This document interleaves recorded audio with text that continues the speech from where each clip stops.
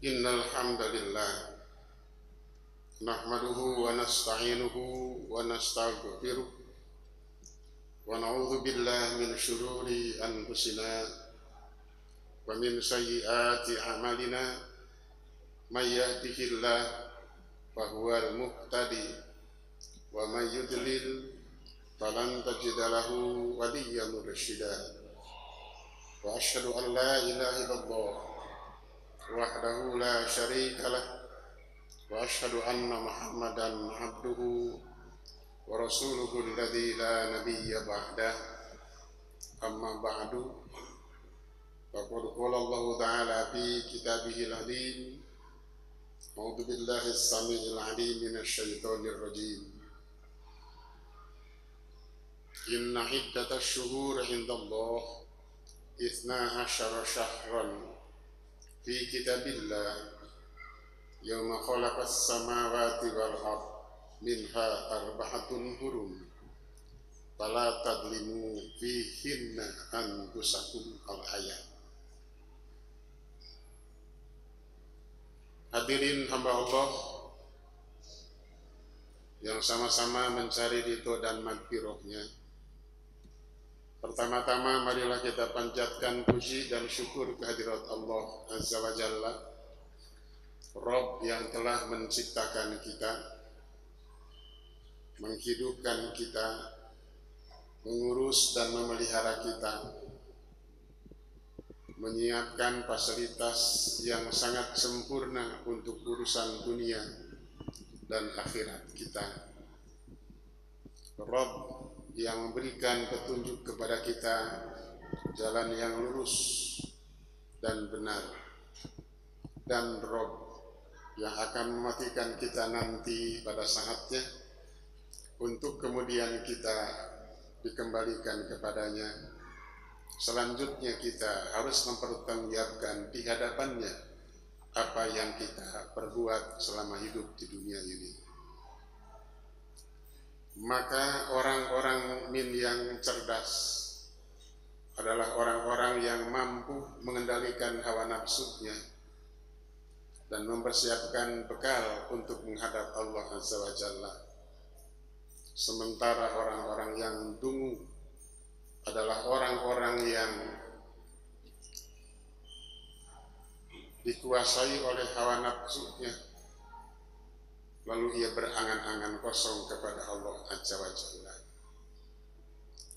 Setelah kita mati dan mempertanggungjawabkan perbuatan kita di hadapan Allah, lalu bagaimana kesudahan hidup kita, di mana akan kita tinggal?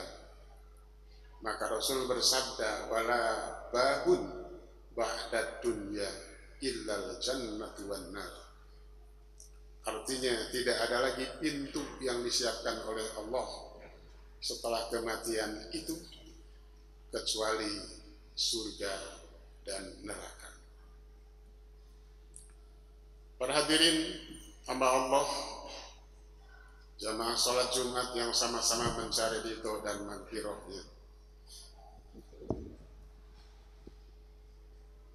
Pada mukaddimah tadi saya membacakan ayat 36 surat At-Taubah yang menjelaskan tentang waktu yang diciptakan oleh Allah Subhanahu wa Ta'ala. Kemudian Allah Azza wa Jalla memilih dari waktu-waktu yang diciptakannya itu beberapa waktu yang memiliki keutamaan tersendiri, waktu-waktu yang istimewa, yaitu waktu-waktu yang haram yang disebut pada ayat tadi, 4 bulan yang haram, bulan yang mulia, bulan yang agung, bulan yang eksklusif.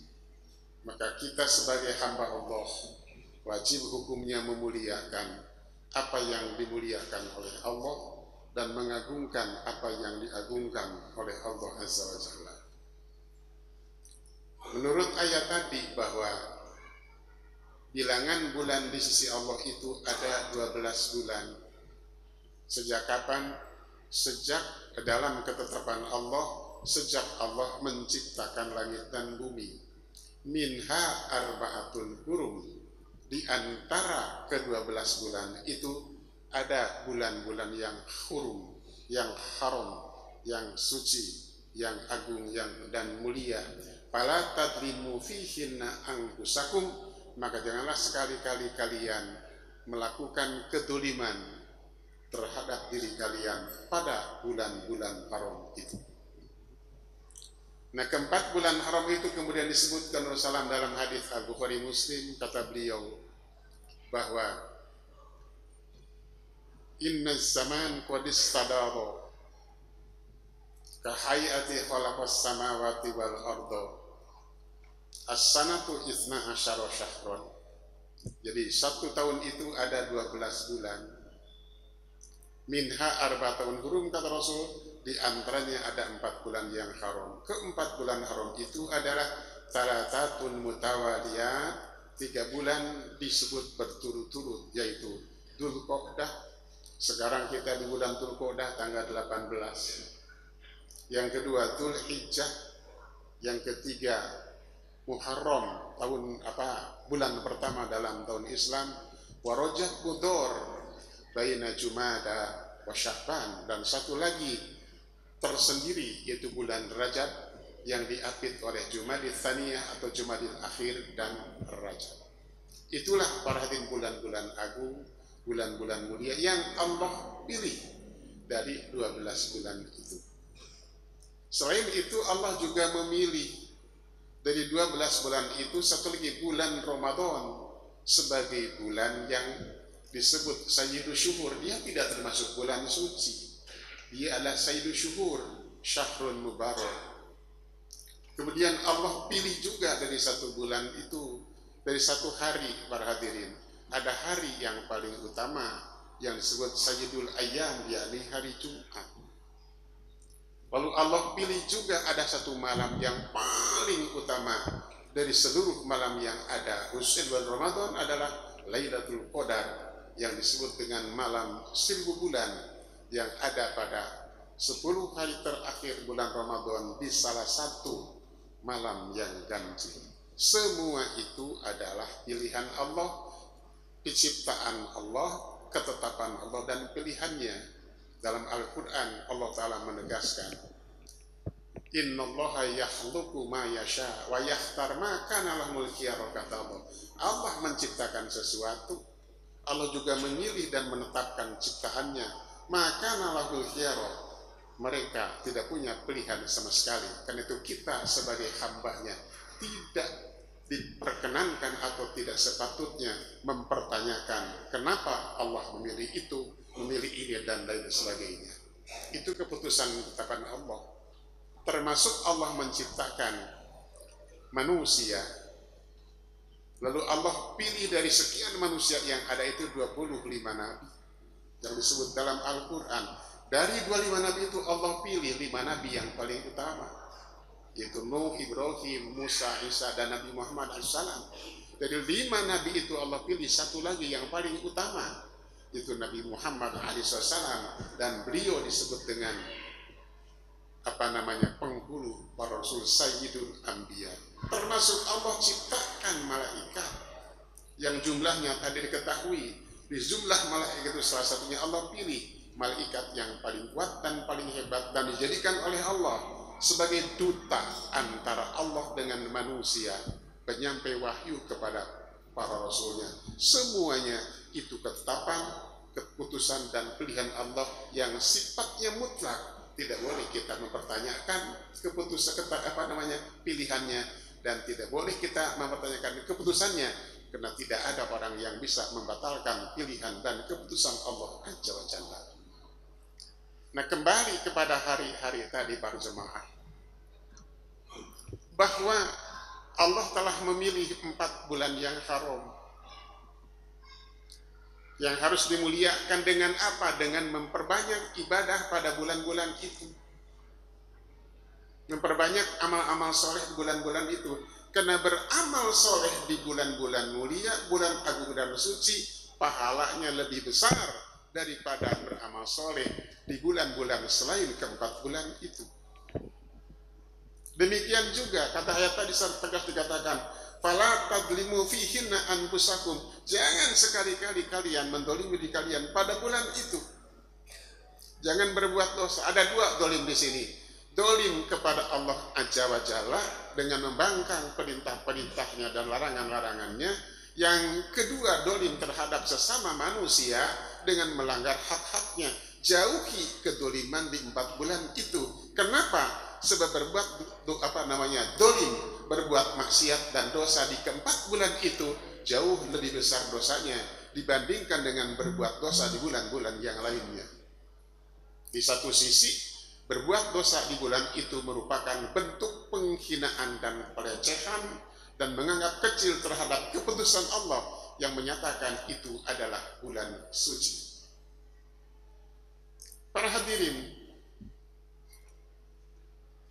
amal apa saja banyak amalnya di bulan suci, bulan Dzulhijjah ini, Dzulqa'dah, Dzulhijjah, kemudian bulan Muharram sampai nanti bulan Rajab. Saya ambil contoh di antaranya. Rasul itu pada hadirin umroh dalam selama hidupnya ada 4 kali umroh. Semua umroh beliau dikerjakan pada bulan Dzulqa'dah, bulan ini.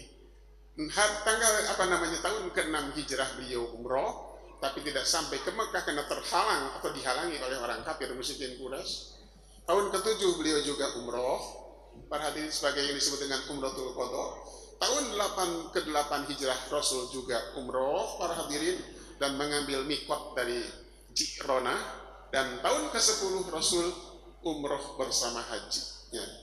Semuanya dilakukan di bulan Dzulqa'dah. Kemudian di bulan Dzulhijjah itu luar biasa para hadirin. Dzulhijjah itu adalah waktu pelaksanaan puncak haji. Haji itu kan kata Al-Quran, al-hajju asyhurun ma'lumat. Haji itu dikerjakan di bulan-bulan tertentu, di bulan Syawal, Dzulqa'dah, Dzulhijjah. Puncaknya ada di bulan haji. Dan di bulan Dzulhijjah Rasul mengatakan, ada hari-hari yang paling baik di bulan Dzulhijjah itu hari pertama sampai dengan 10 hari pertama. Sampai Rasul katakan bahwa tidak ada amal solih yang lebih baik dikerjakan oleh umat Islam yang tidak ada yang bandingannya amal baik itu dengan amal-amal yang lainnya. Lalu sahabat bertanya, walal jihad fi sabilillah. Tidak juga Rasul jihad di jalan, berperang di jalan Allah, tidak bisa menandinginya. Iya, kata Rasulullah. Tidak bisa juga jihad fisabilillah menandingi amal-amal baik di 10 hari pertama bulan Dzulhijjah itu. Lalu Rasul bersabda, illa rajulun kharaja bi nafsihi wa malihi. Kecuali seorang yang keluar berperang dengan harta dan jiwanya, lalu dia kembali tidak membawa apapun juga, dia mati di medan perang itu tidak bisa ditandingi. Dan 10 hari pertama bulan Dzulhijjah itu disebut pada ayat kedua surat Al-Fajr, walayalin asyr, wal fajri walayalin asyr, demi malam-malam 10. Kebanyakan ulama ahli tafsir mengatakan malam-malam ke-10 itu adalah 10 hari pertama bulan Dzulhijjah. Perbanyak amal soleh di bulan itu yang kata Rasulullah, pahala dan kebaikan tidak ada tandingannya kecuali mati di jalan Allah, berperang di jalan Allah. Apa saja amal solehnya? Silahkan sholat sunnahnya yang tidak bisa biasa dikerjakan tahajudnya, duhanya dan sebagainya, sodakohnya, infaknya, zikirnya, baca Qur'annya, nuntut ilmunya, termasuk puasa. Lalu tanggal 9 Dzulhijjah ada puasa yang disebut puasa Mi Arafah, yang Rasul katakan, siyamu yaumi Arafah ahtasibu Allah ayyukabbiru sanatal madiyah wal mustaqbala. Puasa tanggal 9 Dzulhijjah itu aku berharap kepada Allah dapat menghapus dosa setahun yang lalu dan setahun yang akan datang. Itu di 9 Dzulhijjah. Luar biasa. Dan bagi mereka yang berhaji di bulan itu, tanggal 9 wajib wukuf di Arafah sebagai salah satu rukun haji. Dan keutamaan di situ salah satu yang sudah mengatakan, Allah malu jika tidak mengabulkan doa orang yang berdoa yang sedang wukuf di Arafah itu. Tanggal 10-nya Yaumun Nahr ada amalan yang paling utama yang kata Rasul, tidak ada amalan yang paling utama di hari itu min iraqotidam daripada berkurban. Tanggal 11, 12, 13-nya kita masih diperintahkan berzikir dan haram berpuasa di hari itu kecuali seorang jamaah haji yang tidak bisa menyembelih hadyu karena tidak ada uang atau hadyu tidak ada, wajib puasa 3 hari di musim haji dan 7 hari setelah pulang ke tanah air masing-masing. Itu di bulan Dzulqa'dah. Luar biasa amalan itu. Itu kita lakukan, itu kita kerjakan sebaik mungkin, sebanyak mungkin, sesemangat mungkin, dengan penuh harap diterima oleh Allah Azza wa Jalla. Itulah 4 bulan yang hurum, sekali lagi, yang harus kita agungkan karena Allah mengagungkannya, yang harus kita muliakan karena Allah memuliakannya, kita sucikan karena Allah mensucikannya. Berniat, satu ayat dalam Quran dikatakan, berniat berbuat dosa di bulan hurum itu dipahalai, dianggap sebagai sebuah dosa. Padahal kata hadis, siapa yang bercita-cita berbuat dosa tapi tidak dikerjakan, tidak ada dosanya. Tapi di bulan hurum niat saja untuk berbuat dosa itu tidak diperkenankan.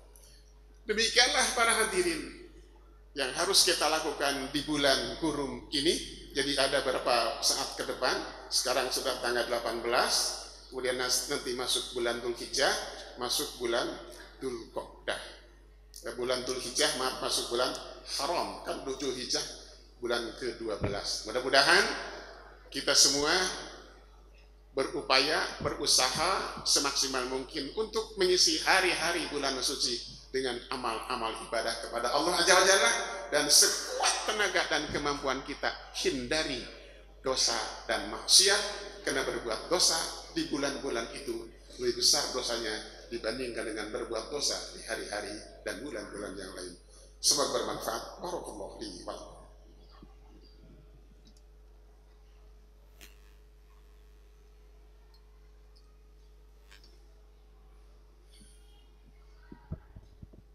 Alhamdulillahi wa kafa, wassalatu wassalamu ala nabiyyil mustafa wa ala alihi wa ashabihi ahli sidqi wal wafa. Wa asyhadu an la ilaha wahdahu la syarika lah, wa asyhadu anna Muhammadan abduhu wa rasuluhu alladzi la nabiyya ba'da. Ma'asyiral muslimin, hamba Allah, jamaah salat Jumat yang sama-sama mencari ridho dan maghfirahnya. Selanjutnya, para hadirin, perbuatan baik dan perbuatan dosa yang dilakukan di waktu tertentu yang Allah katakan tadi menjadi lain pula nilainya. Nah, selain itu, berbuat dosa dan maksiat di tempat-tempat yang Allah sucikan juga sama, kebaikannya lebih besar dan dosanya lebih besar. Allah telah menetapkan dari seluruh muka bumi ini ada 3 kota yang suci, Makkah, Madinah, dan Yerusalem. Di Makkah ada Masjid Al-Haram, sholat di tempat itu sekali sama dengan 100.000 sholat di masjid manapun di dunia. Sholat di Masjid Nabawi setara dengan 1.000 kali sholat di masjid manapun di dunia, dan sholat di Masjidil Aqsa 500 kali. Berbuat dosa di tempat itu lebih besar dosanya. Kemudian para hadirin, Allah juga menetapkan apa? Satu tempat yang ada di seluruh muka bumi ini yang paling dicintai oleh Allah, itu masjid. Rasul bersabda, ahabbul bilad ilallah masajid. Tempat-tempat yang paling Allah sukai, yang paling Allah cintai di muka bumi ini adalah masjid-masjidnya. Dan tempat-tempat yang paling Allah tidak suka di muka bumi ini adalah pasar-pasarnya. Masjid juga tempat suci, bahkan disebut dengan rumah Allah. Maka karena tempat suci, maka menjadi tempat yang baik untuk ibadah. Ibadah di sini lebih baik daripada ibadah di tempat lain.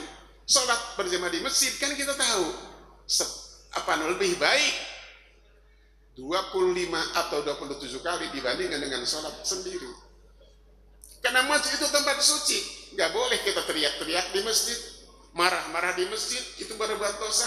Transaksi di masjid, baik langsung atau online, kita mengumumkan barang yang hilang, yang harus mudah-mudahan tidak ketemu lagi barangnya kalau diumumkan di masjid. Tidak boleh juga kita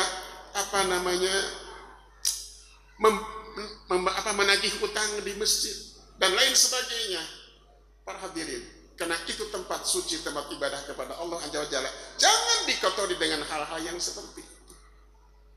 Itulah para hadirin. Pada dasarnya kata surat Al-An'am ayat 60 dikatakan, man jaa bil sayyi'ati fala yujza illa mislaha. Siapa saja yang berbuat dosa dan keburukan, ia akan dapat pahala setara dengan keburukan yang dilakukannya.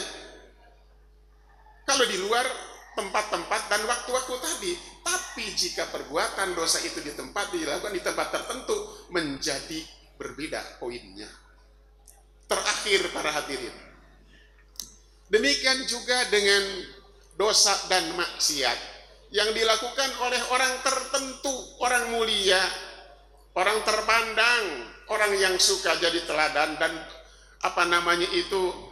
contoh serta panutan. Allah berfirman dalam Al-Quran, ya nisa'an nabiyyi may ya'ti minkunna bifahishatin mubayyinah yudha'af lahal adabu tikfain wa kana dzalika Allah yasira. Firman Allah, Nabi, kata Allah, istri Nabi, jika ada salah seorang di antara kalian berbuat fahisah, perbuatan keji, maka Allah akan lipat gandakan dosanya menjadi 2 kali lipat. Karena yang melakukannya adalah istri-istri Nabi, orang-orang terpandang, orang-orang salih, orang-orang yang jadi panutan, contoh dan teladan dalam kehidupan. Maka siapapun orang yang terpandang, tokoh masyarakat, tokoh agama, ulama, kiai dan sebagainya, pemimpin masyarakat, formal atau informal, apalagi pemimpin tertinggi di suatu negara, di mana saja melakukan perbuatan dosa, maksiat, kecurangan dan lain sebagainya, dosanya berkali lipat. Dikfain kata tadi, dilipat gandakan oleh Allah Subhanahu wa Ta'ala. Karena itu dalam hal ini para hadirin, tapi kita orang biasa, rakyat kebanyakan, kalau itu enggak apa-apa kita. Tidak, jika diperbuat di bulan dosa, diperbuat di bulan-bulan yang haram itu, sekali lagi diulang-ulang, dosanya lebih besar. Demikianlah para hadirin, Allah dan Rasul menegaskan tentang pentingnya memperhatikan, memuliakan, mengagungkan, dan mensucikan bulan-bulan yang Allah sucikan dengan cara banyak-banyak beribadah pada Allah Subhanahu wa Ta'ala, melakukan amal-amal solih sebagai investasi untuk akhirat nanti, dan hindari sekuat mungkin jangan sampai kita bersentuhan dengan amal-amal buruk, dosa dan maksiat di bulan suci itu. Mudah-mudahan bermanfaat apa yang sampaikan di mimbar Jumat kali ini. Rabbana la tuzigh qulubana ba'da idh hadaitana wa hab lana min ladunka rahmah innaka antal wahhab. Allahumma arinal haqqa haqqan warzuqna ittiba'ah wa arinal batila batila warzuqna ijtinabah. Allahumma aslih lana dinana allati huwa hismatu amrina wa aslih lana dunyana allati fiha ma'ashuna wa aslih lana akhiratana allati ilayha ma'aduna waj'alil hayat ziyadatan lana fi kulli khair waj'alil mauta rahatan lana min kulli syarrin. Rabbana atina fid dunya hasanah wa fil akhirati hasanah wa qina adzabannar. Aqulu qouli hadza wa astaghfiru wa lakum fastaghfiruh innahu wal ghafurur rahim walhamdulillahi rabbil alamin.